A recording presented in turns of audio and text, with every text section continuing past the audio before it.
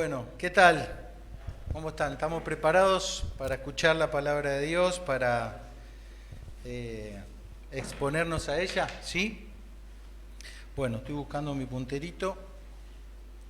Llegamos al cuarto y por ahora último capítulo de este gran tema como es el mandamiento, la instrucción de amar a Dios, ¿sí? De y amar al prójimo. Y quise comenzar en esta noche haciendo una breve introducción como para ver dónde estamos parados, ¿sí? A ver cómo y dónde nos estamos ubicando. Hay párate ahí, negrito, por favor. Ahí va. El antropocentrismo. El antropocentrismo es una corriente filosófica, es una manera de ver y entender el mundo que comenzó con el Renacimiento. El Renacimiento fue una época de la historia de la humanidad donde se combinaron al menos dos factores.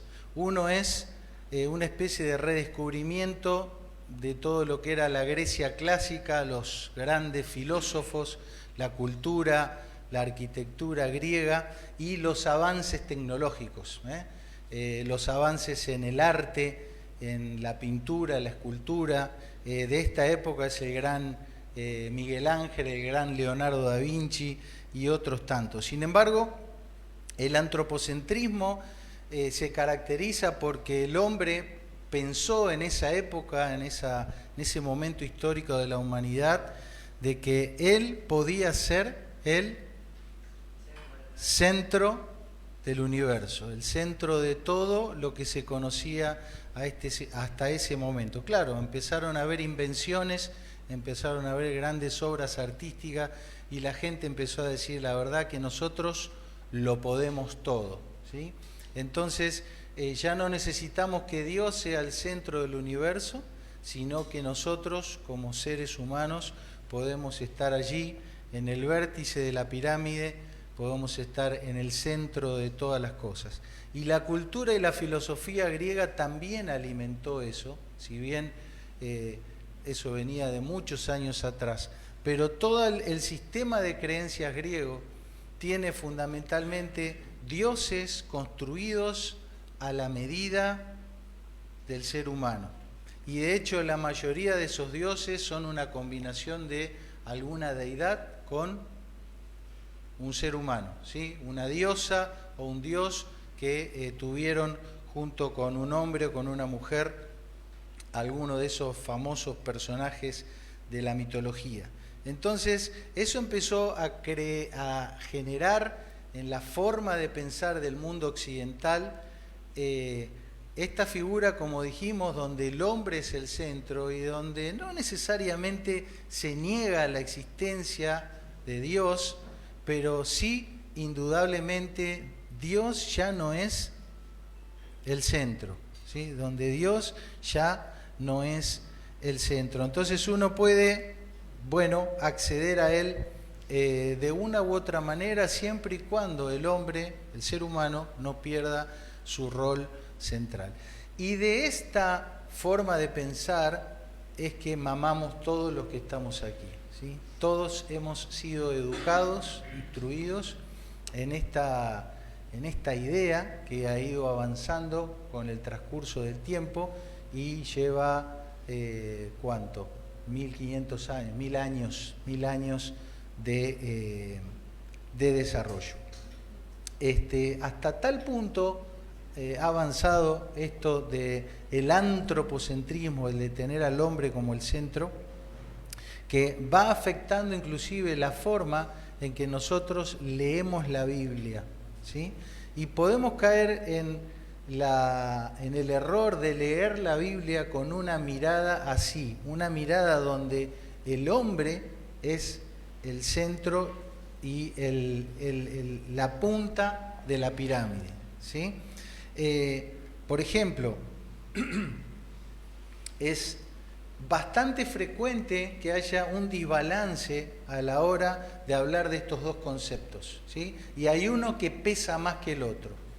Generalmente cuando vos hablas con una persona o escuchás prédicas en diferentes lugares, siempre se hace un gran énfasis, perdón, ahí está mejor, siempre se hace un gran énfasis en que nosotros fuimos hechos como a imagen y semejanza de Dios. Y si te descuidas, eso empieza a generar la idea de que entonces nosotros prácticamente somos dioses o iguales con Dios. Y eso ya tiene un poquito de olor feo, sobre todo cuando descuidamos el otro concepto. El otro concepto es que el hombre, el ser humano, ¿qué le pasó? Cayó. El ser humano cayó. Y nosotros no tenemos idea del impacto de la caída, ¿sí?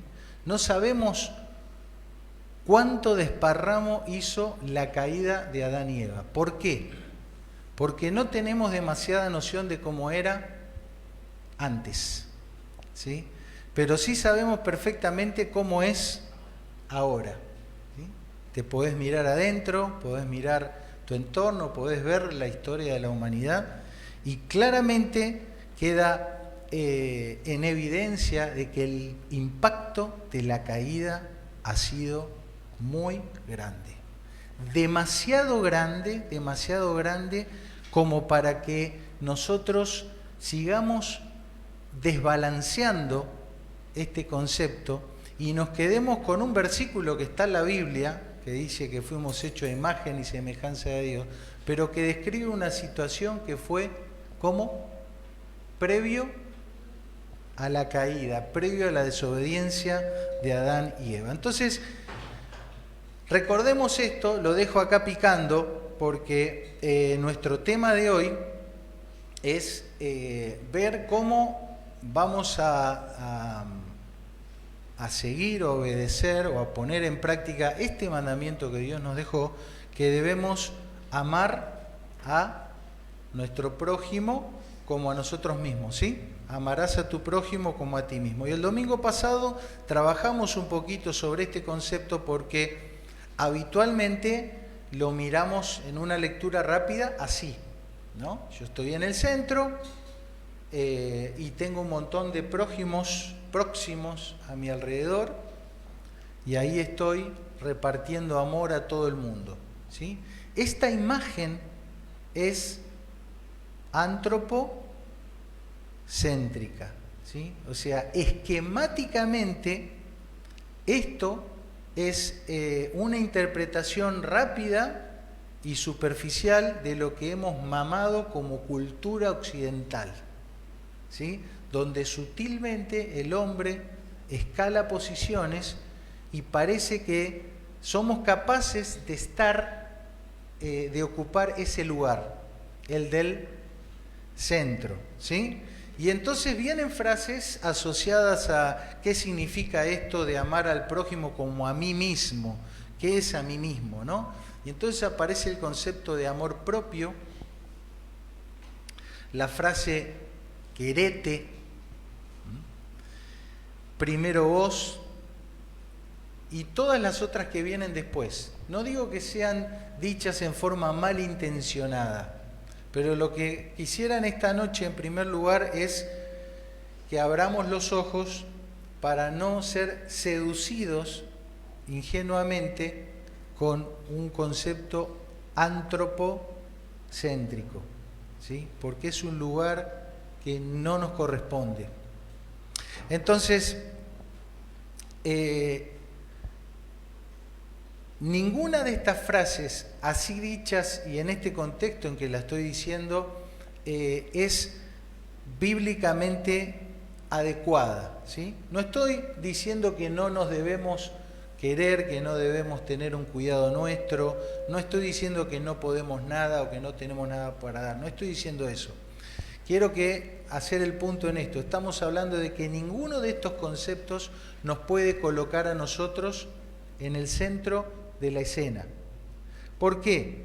A este esquema le falta algo, ¿sí? Hace como un acople, ¿no, Máximo? ¿Se escucha un acoplecito así? Si me acerco, ¿no va a acoplar? ¿Ahí mejor? Por no hacerte caso, ¿viste? Bueno, yo escucho un uy, pero no sé si es mi oído o el aparato. Porque vengo medio mal. ¿Está? ¿Qué le falta a este esquema? ¿Qué les parece? Falta Dios, ¿sí? Entonces imagínate un mandamiento donde Dios te diga, ama a tu prójimo como a ti mismo, y Él no esté en el esquema. No puede ser, ¿se dan cuenta? Pero la sutileza está, y podemos pensar que esa escena es la correcta. Falta Dios y falta el concepto que hemos hablado, que es la descripción de nuestro estado actual como raza humana.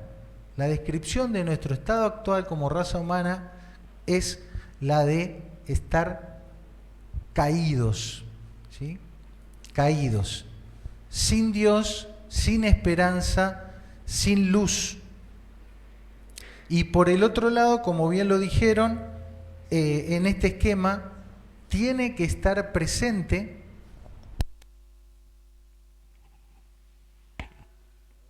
Voy con este máximo, a ver si va un poco mejor. Ahí va. En este esquema tiene que estar presente Dios como la fuente, el origen del amor. ¿Sí? ¿Se entiende más o menos la idea? Bien, entonces, retomando esta estructura de pensamiento, dijimos el domingo pasado, cuando hablamos de la parábola del buen samaritano, que Jesús hace foco en definir quién es el prójimo, ¿sí? Y el prójimo no es el otro a quien yo voy a asistir, sino que inicialmente el prójimo es el que hace misericordia, ¿sí?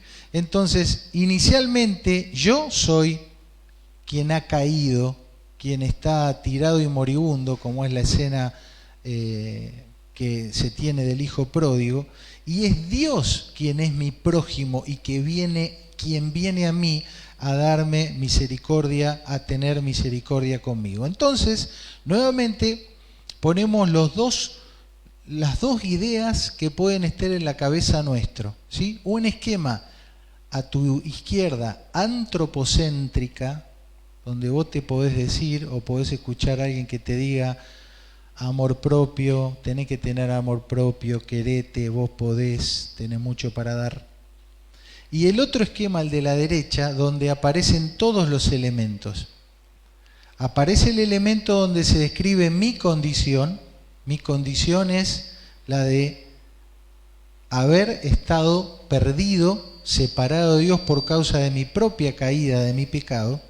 Pero al mismo tiempo la participación, la obra de Cristo, la obra de Dios, quien viene a tener misericordia y a hacer misericordia conmigo. ¿Sí?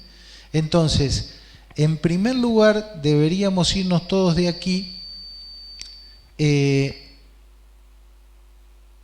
captando esto, que el centro, el eje, el factor principal es que vos y yo podamos reconocer nuestra condición de caídos, de perdidos, de estar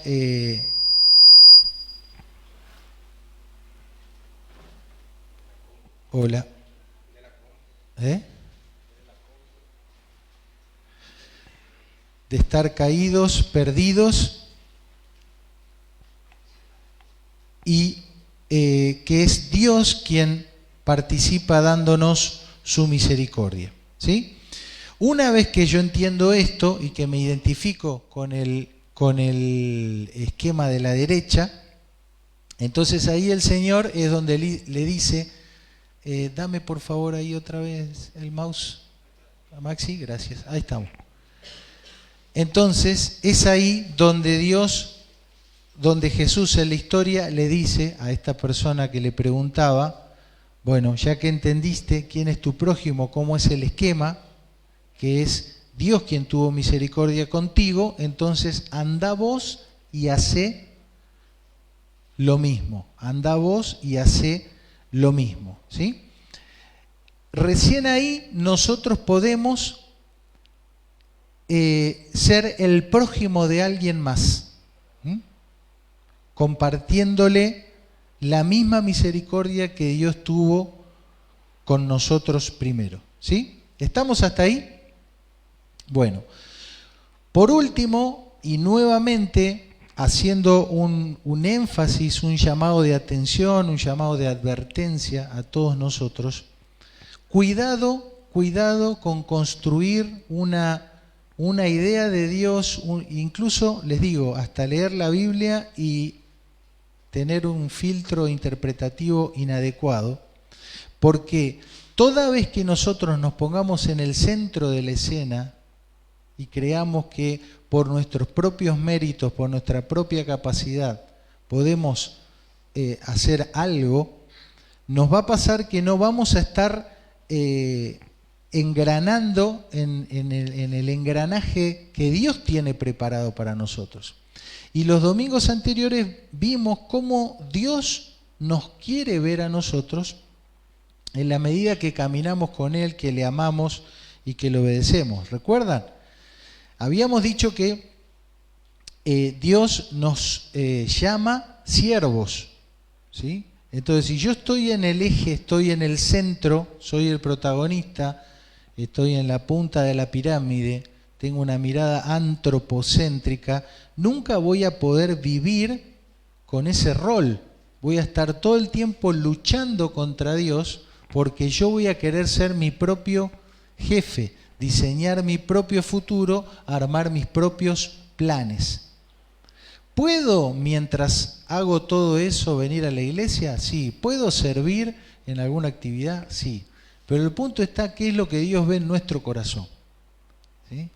Y Dios tiene que ver que nosotros tenemos un corazón rendidos a su servicio y que le reconocemos como el único jefe, el que programa, el que diseña.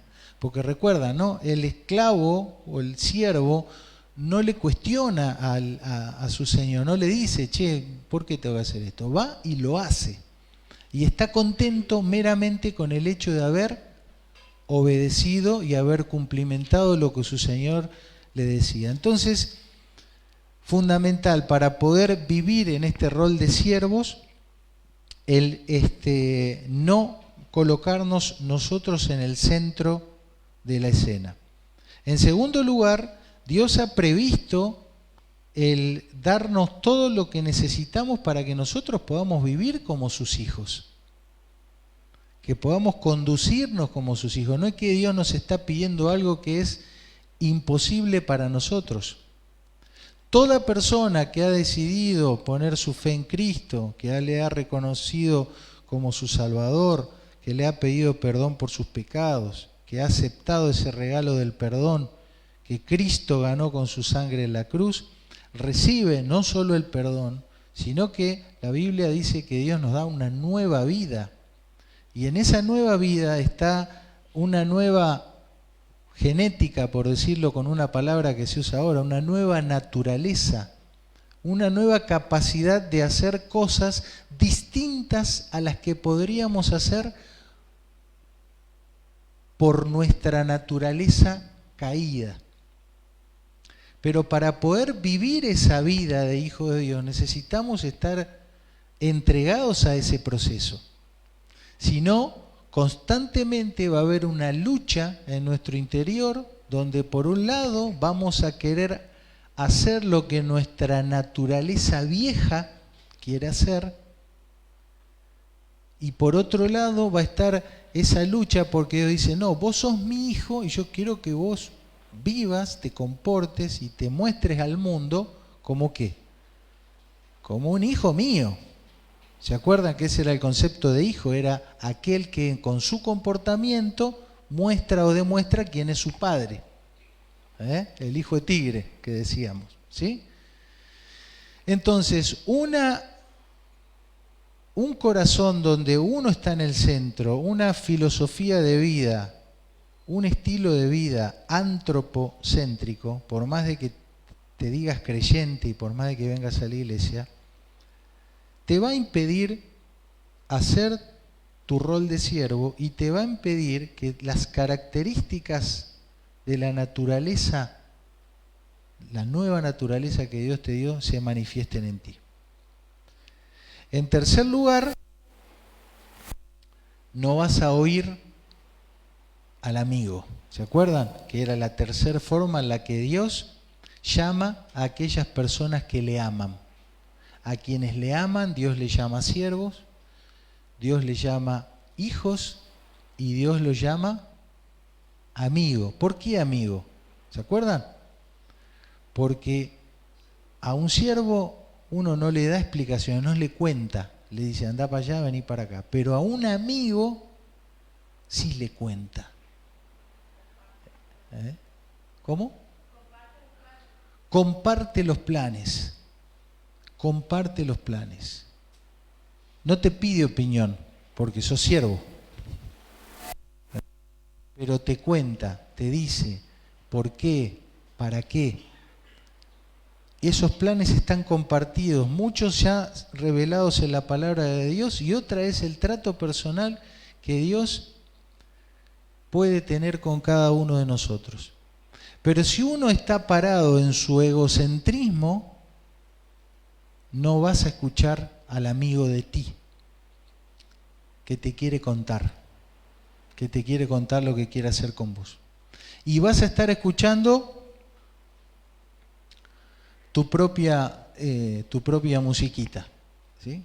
Algunos de nosotros tenemos responsabilidad sobre nuestras vidas y también tenemos responsabilidad, por ejemplo, sobre la vida de nuestros hijos, ¿no? Nosotros hoy con Ceci estuvimos debatiendo un poco eso, porque nuestro hijo tiene algunos planes, pero nosotros tenemos una obligación y una responsabilidad de orientarlo, guiarlo, apoyarlo o darle el sostén económico para que él continúe su carrera de la vida, ¿no? ¿Y qué le digo a Nico? Quédate en el barco, andate de misionero a Tanzania, vení a estudiar a la facultad. ¿Qué le digo? Necesitamos con mi esposa estar nosotros alineados, no en una posición antropocéntrica, sino donde Dios sea el centro, para que el amigo de mi Dios me cuente, me diga lo que le tengo que decir a mi hijo. Porque los planes, ¿quién los tiene? El Señor. Y yo necesito decirle a Nico, darle un consejo, darle una directiva, conforme, alineado con lo que Dios tiene planificado para él. Entonces yo necesito estar cerca del amigo de mí, del amigo fiel, para que me cuente, me tire algo, para yo poder aconsejar a mi hijo. Bueno, ¿qué le llama la atención de esta frase? Hay algo raro ahí. Algunos de ustedes después me corrigen los puntos, las comas. No voy a dar nombres. Solamente voy a dar sus iniciales de una persona que siempre me corrige los puntos y las comas, para no levantar sospechas. Juan José Rivas. Ah. Bueno, a ver, ¿qué llama la atención ahí?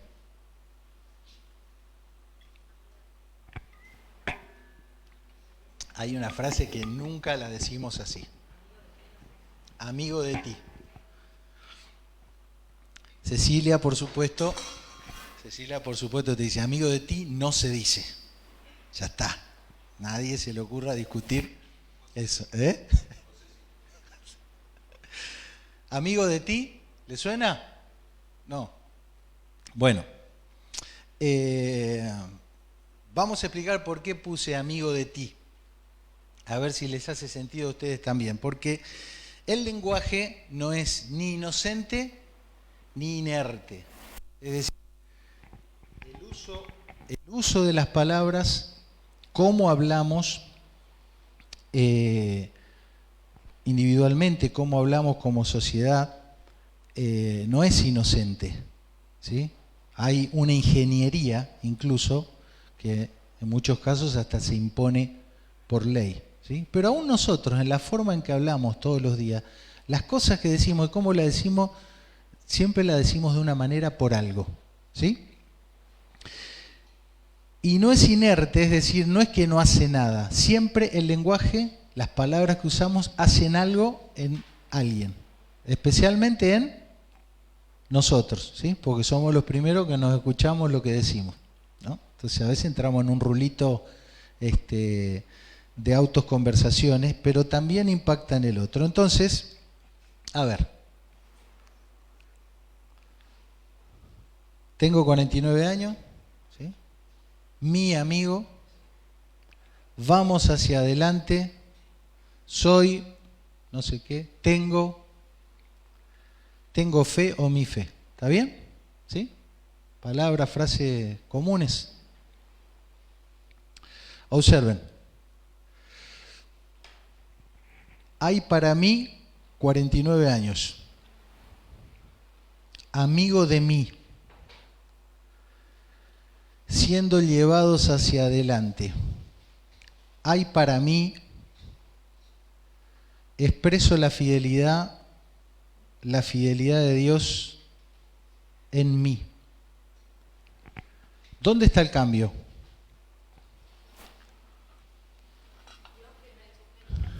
En el sujeto. Ah, me mataste ahí, esa parte no la estudié. ¿Eso qué es, aritmética o geometría? Lo del sujeto. ¿No tenés ni idea? ¿Tiraste sujeto así? ¿Eh? Poco y nada. Bueno, pero está bien, el sujeto. Hay alguien, ¿no? Parece que en la columna de la derecha aparece alguien, aparte de mí, en la frase, ¿no? Y allá alguien dijo, ¿qué dijeron? Dios primero, dicen.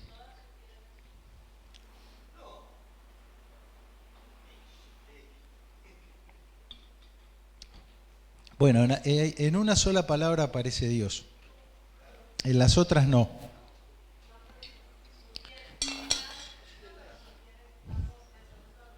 Hay una sugerencia de que hay alguien más que está ahí. No es lo mismo decir tengo 49 años que decir hay para mí 49 años. ¿Qué significa?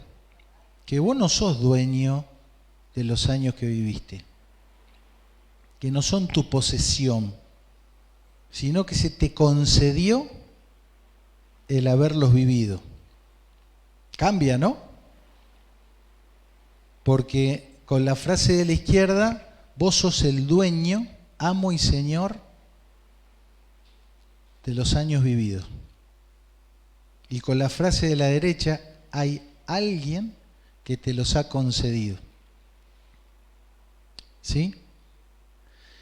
No es lo mismo decir mi amigo, donde yo soy el dueño de un amigo, que lo tengo, no sé, en el bolsillo, lo llamo cuando quiero, es mío, que la frase de la derecha, donde es otro el que me ha brindado su amistad. Con amigo de mí estoy queriendo decir alguien que me brindó su amistad. Es diferente, ¿no? Bueno, uno dice, bueno, eso es recíproco. Si yo soy amigo de Juanjo, él es amigo mío. Claro, por ahí en el nivel entre humanos está todo bien. Pero ¿qué pasa cuando la vinculación o la relación es con Dios? ¿Sí? Entonces, quiero decir este punto, que Dios no es mi amigo. ¿Sí? Él me ofreció su amistad.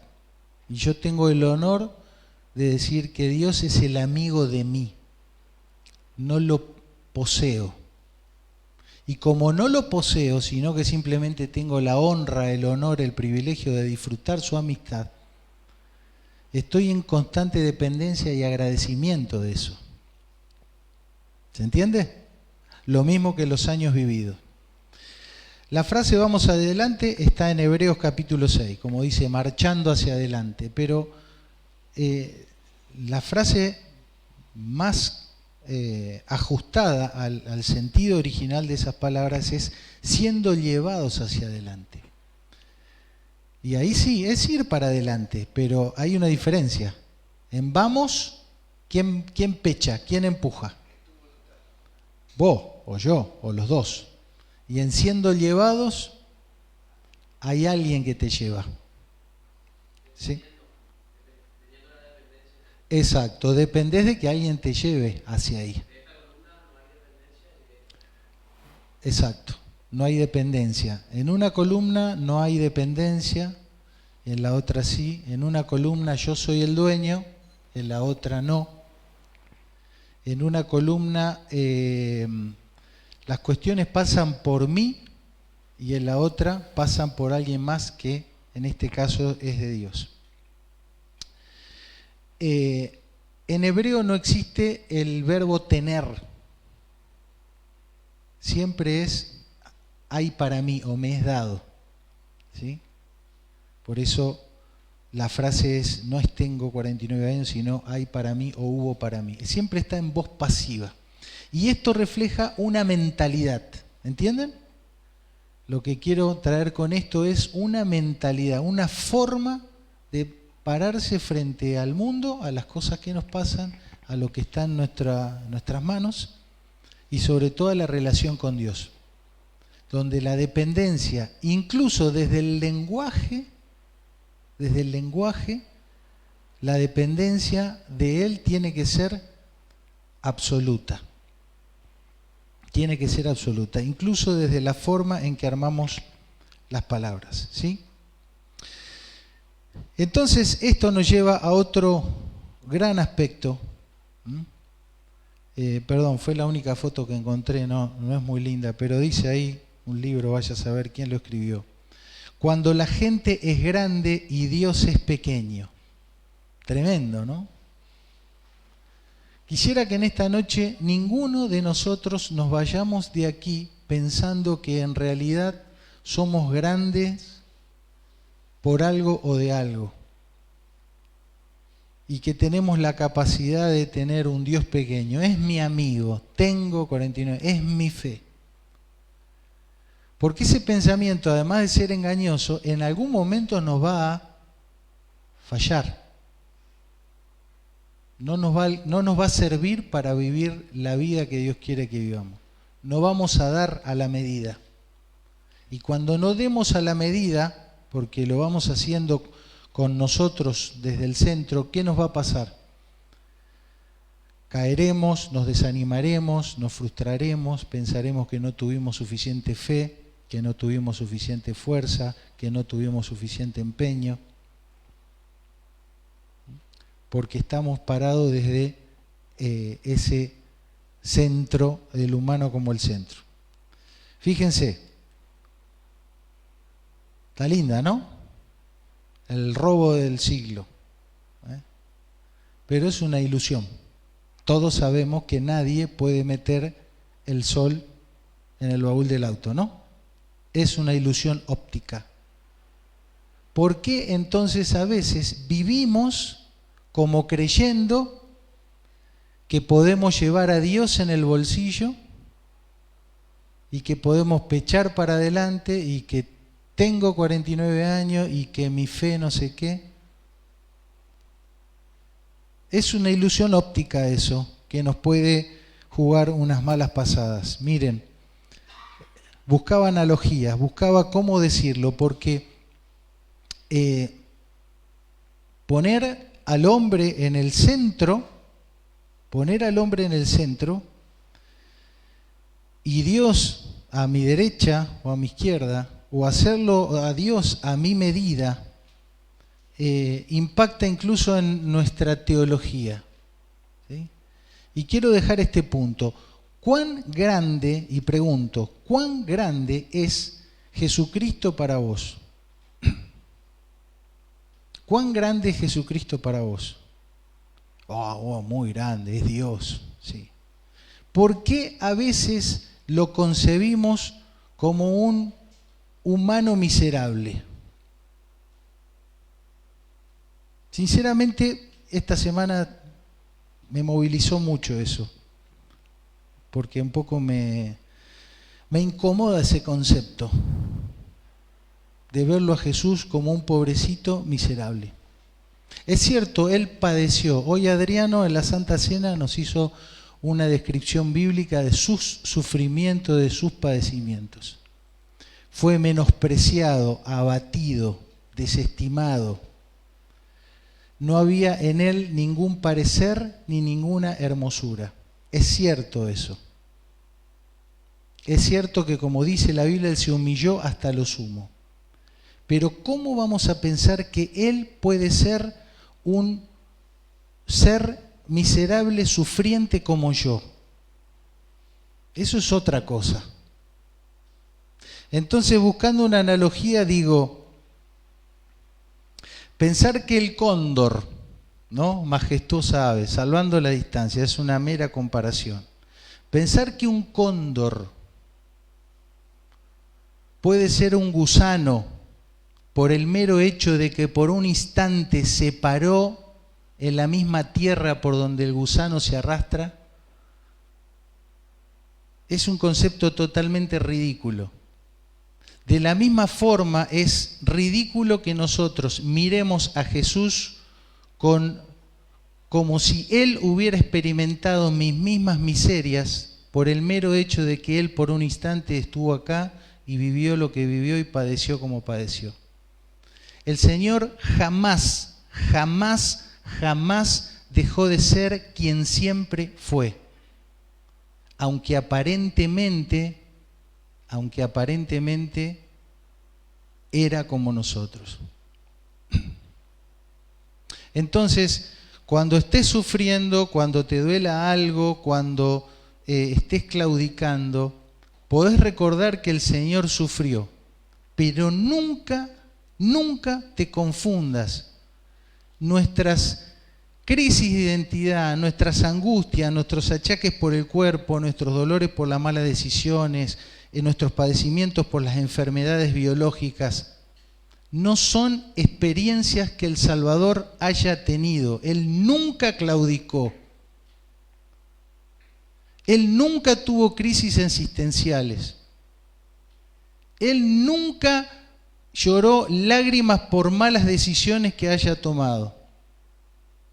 Él nunca tembló por todo lo que había a su alrededor, como vos y yo lo podemos experimentar en un día cualquiera de nuestras vidas.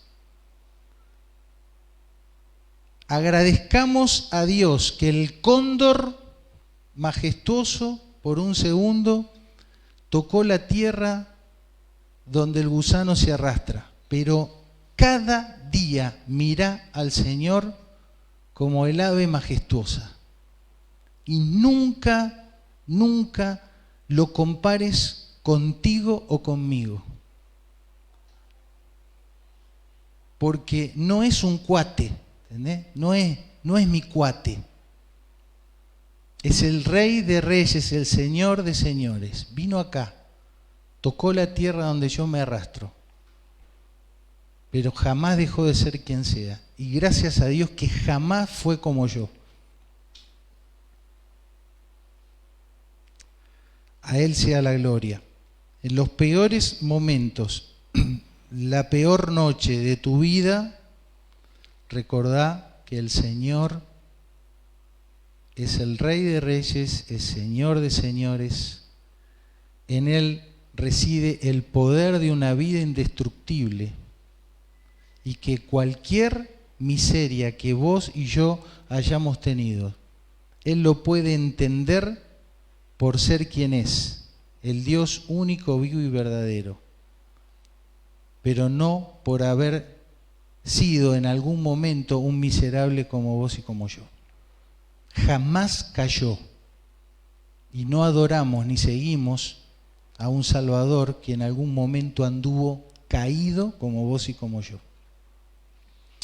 Esa es nuestra esperanza, esa es nuestra confianza. Entonces, queridos, la experiencia de ser amados por Dios es nuestra primera necesidad y solo así podremos después amar a Dios, es decir, obedecerlo, seguirle y mostrar misericordia con otros, ¿sí? Vimos las bases bíblicas para esto el amor de Dios ha sido derramado en nuestros corazones. Jesús dijo, como yo os he amado, que también os améis unos a otros. ¿Te das cuenta? Es la provisión de Él y nos da la posibilidad de ser canales de eso. Fíjate lo que venimos diciendo, como hijos amados. Dios te ha provisto no solo de su amor redentor, sino de un amor con esa genética del Señor para que vos puedas andar en amor como Cristo también nos amó. Y hasta aquí terminamos de darle una forma a esta instrucción de amar, ¿sí? Entonces ahora, con ese resumen que ya habíamos visto el domingo pasado, vamos a pensar brevemente en algunas acciones amorosas, porque tenemos que amar al prójimo, ¿sí? ¿Se acuerdan? Expresar la misericordia que Dios tuvo con nosotros. Entonces, ¿qué acciones que sean entregables, que el otro pueda recibir y que yo pueda dar, acciones amorosas, ¿sí? Entonces, les voy a dar un ejemplo de una acción amorosa que yo voy a tener ahora con ustedes, con cualquiera de ustedes, que sirva como ejemplo, ¿sí? Cómo se puede amar al prójimo y cómo el prójimo puede recibir ese amor, ¿sí? Presten atención. Para hacerlo prolijito lo grabé, ¿sí? Entonces, escuchen por favor.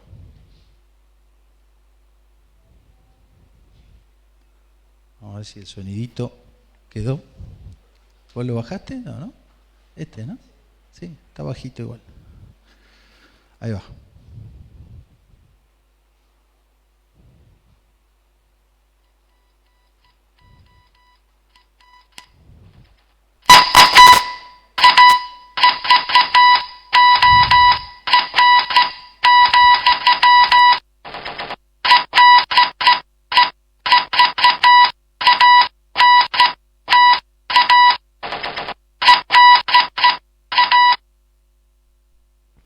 ¿Sí?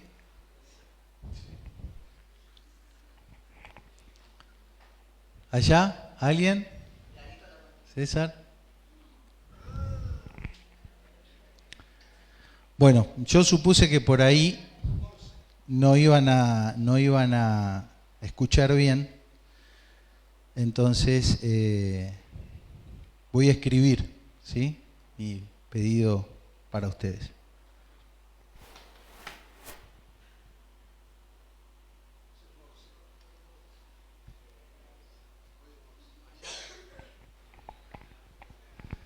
Me hacen sentir muy mal, porque yo me esmeré para tener este acto amoroso con ustedes y veo que no me siento correspondido, ¿viste? Entonces es feo porque yo me preparé y voy a hacer un sacrificio y ustedes... ¿No? ¿No? ¿Nadie?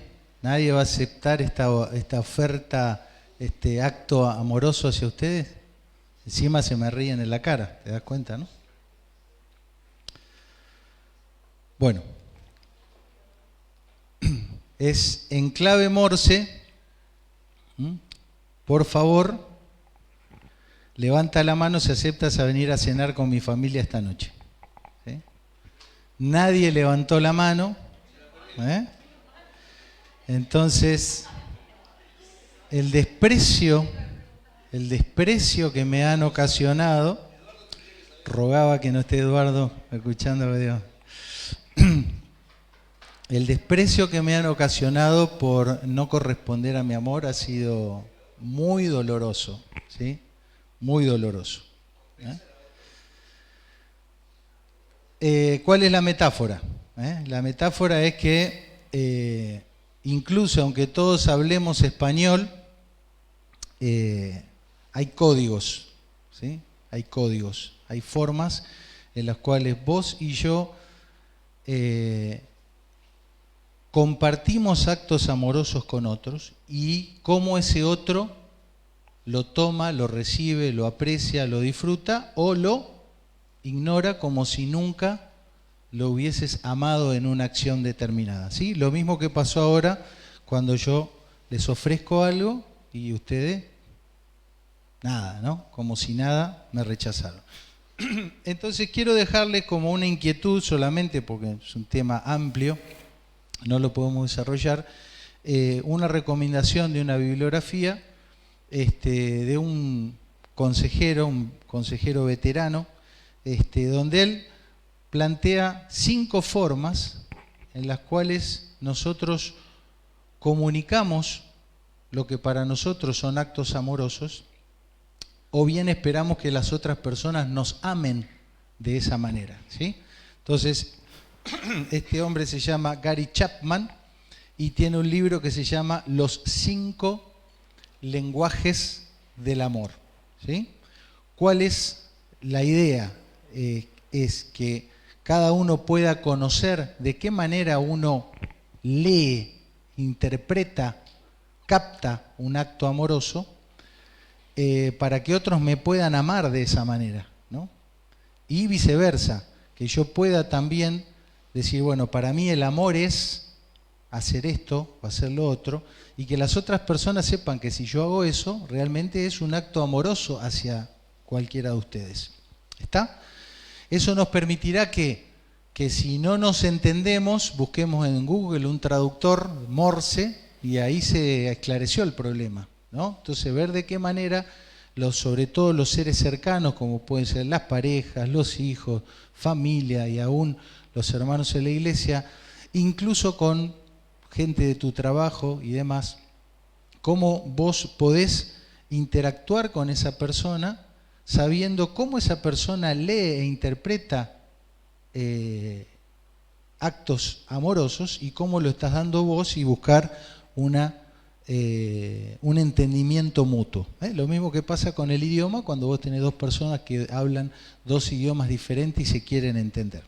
Entonces, los voy a mencionar solamente a estos 5 y se las dejo picando para que quien le interesa me avisa, yo les puedo decir cómo conseguir el libro. Ya hay varias versiones, ¿no? Hay 5 lenguajes para la pareja, 5 lenguajes para los hijos, 5 lenguajes para las mujeres, para los hombres, porque siempre hay variaciones, pero el principio es el mismo, ¿sí? Entonces, lo que vamos a hacer ahora, en los próximos 5 minutos, es que vos, cuando veas alguna de estas descripciones, puedas repasar o revisar tu propio lenguaje, decir, sí, la verdad que yo conecto más con este tipo de cosas, y ya tengas una idea de ver cómo chequeas el lenguaje de aquellos a quienes querés amar, ¿sí? Tu hijo, tu pareja, tu madre, tu padre, tu hermano, etc.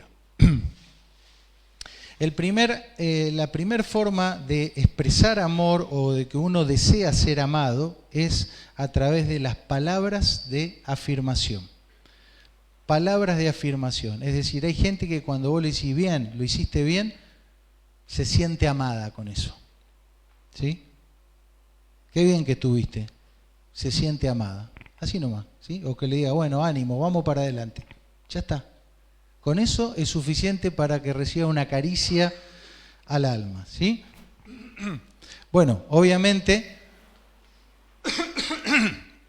una persona que se va a sentir amada con palabras de afirmación va a estar buscando que la amen de esa manera, ¿sí? Probablemente te pregunten, che, ¿no me decís nada? ¿Qué tal? ¿Cómo estoy? ¿Qué te pareció? ¿Qué está esperando una persona que te pregunta esto? Está esperando que vos le digas eso. ¿No me decís nada? Sí, qué bien que estás, qué bien que cantaste. Qué bueno que viniste temprano. ¿Sí? Palabras que afirmen algo que esa persona está haciendo, ¿sí? Entonces, el tema de las palabras es un monstruo, es inmenso, ¿sí? Es al que más voy a mencionar ahora, pero fíjate cómo la Biblia nos habla de lo bueno que es la palabra adecuada a su tiempo. Si vos conoces a alguien que se va a sentir amado o amada cuando vos le digas algo, decíselo. ¿Sí? Indagá si alguien de tu círculo cercano es así. Y pregúntate a vos mismo, ¿cómo te sentís cuando alguien te dice algo, alguna palabra de esta índole? Entonces, fíjate qué importante, verbaliza tu agradecimiento. Por ahí vos estás agradecido, pero no lo decís.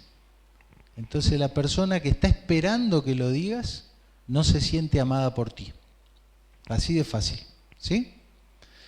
Verbaliza también tu reconocimiento. Te reconozco que gracias por... Sencillo, pero eso va a hacer la diferencia en muchas personas. Enfócate primero en lo bueno o lo positivo.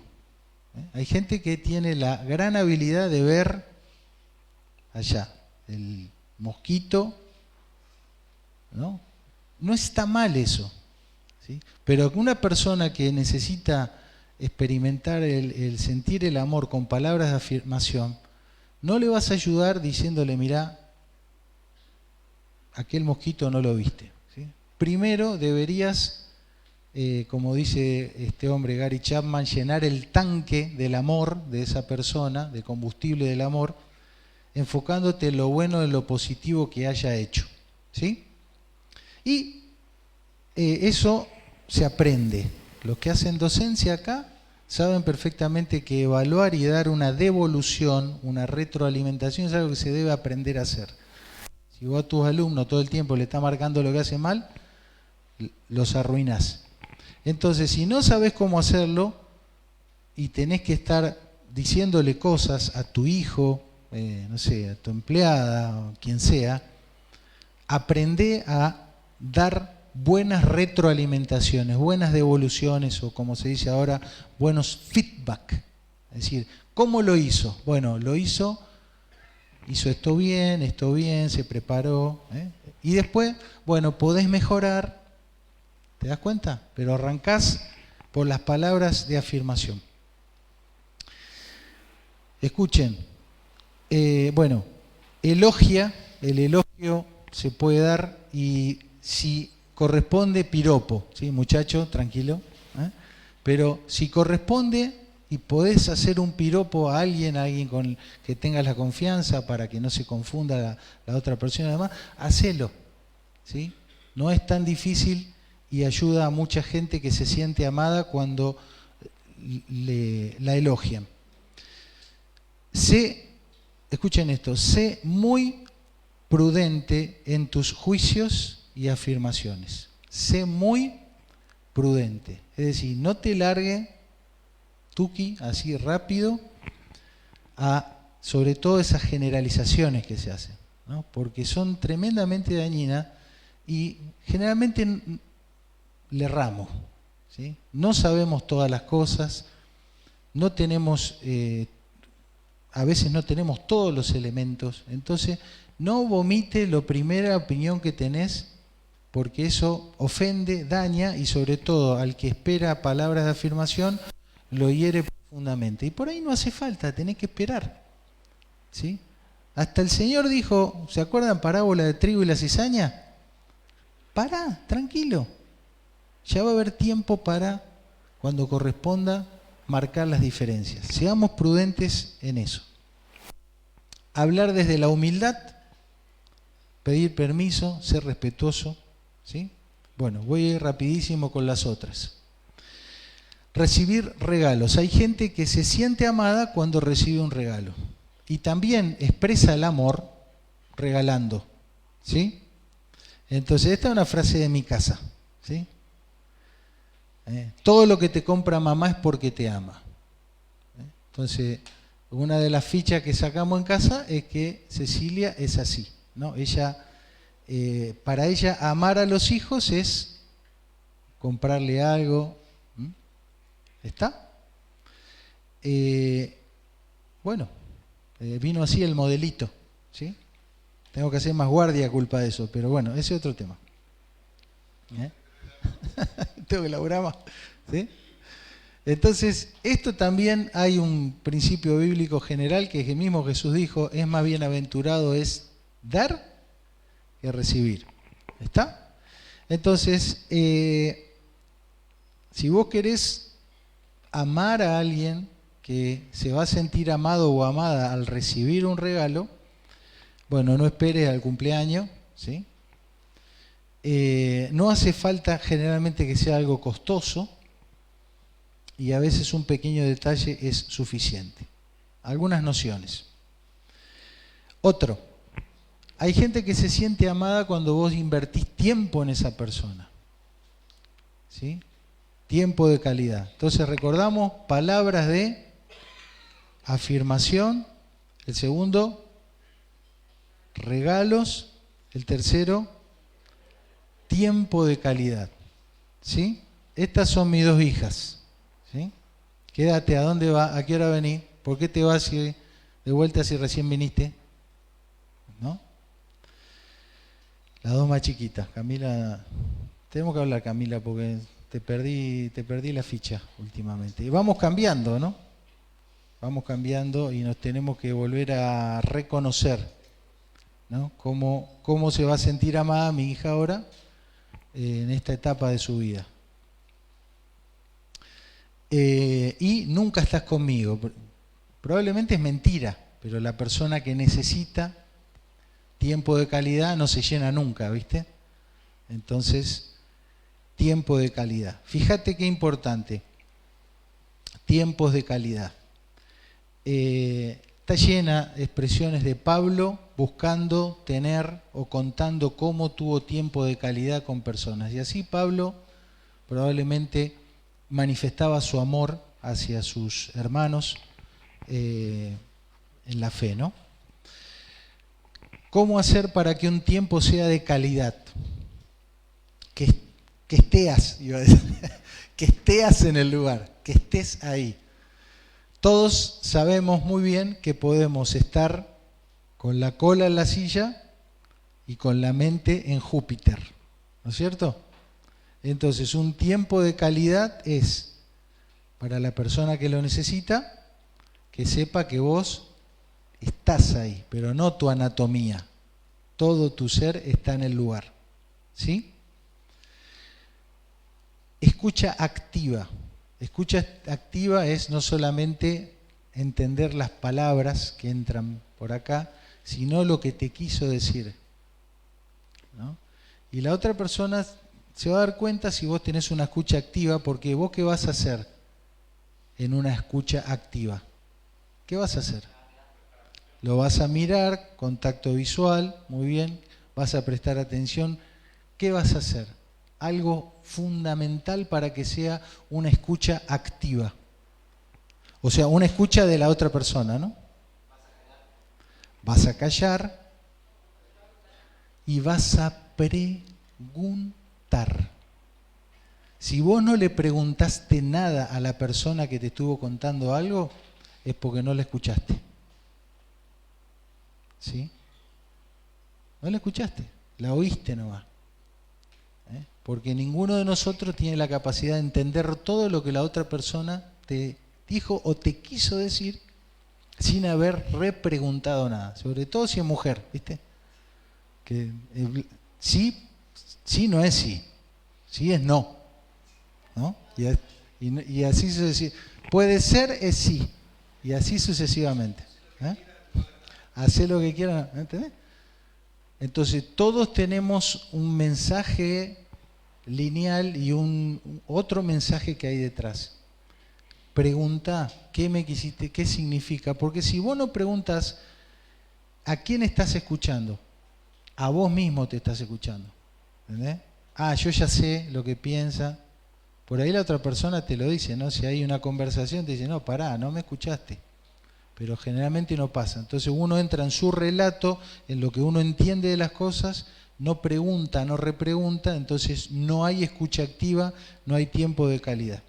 Exclusividad, es decir, celular y toda esa historia de la mugre esa que tenemos todos alrededor nuestro todo el tiempo, no debería estar presente cuando uno quiere tener un tiempo de calidad con otra persona, ¿sí? Actos de servicio.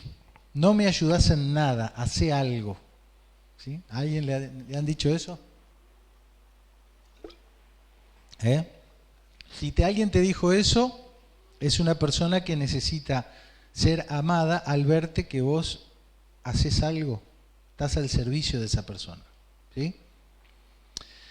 Y el otro, ¿no? ¿Cómo que no te amo?